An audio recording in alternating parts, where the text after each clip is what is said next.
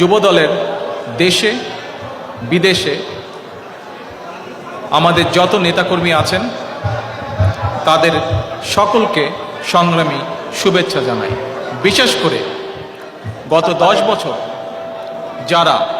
বর্তমান স্বৈরাচার সরকারের বিরুদ্ধে তাদের অত্যাচার, জুলুম, খুন, গুণ সকল কিছুর বিরুদ্ধে, সকল নির্যাতনের বিরুদ্ধে রুখে দাঁড়িয়ে আছেন, তাদের প্রতি রইল আমার আন্তরিক শুভেচ্ছা। একই সঙ্গে আমি স্মরণ করতে চাই আমার যুব দলের সেই সকল নেতাকর্মীকে যারা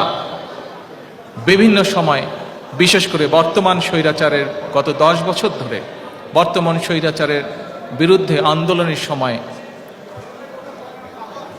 শহীদ হয়েছেন, যারা নির্যাতিত হয়েছেন, পঙ্গুত্ব বরণ করেছেন, জেল জুলুমের শিকার হয়েছেন, তাদের সকলকে আমি শ্রদ্ধাভরে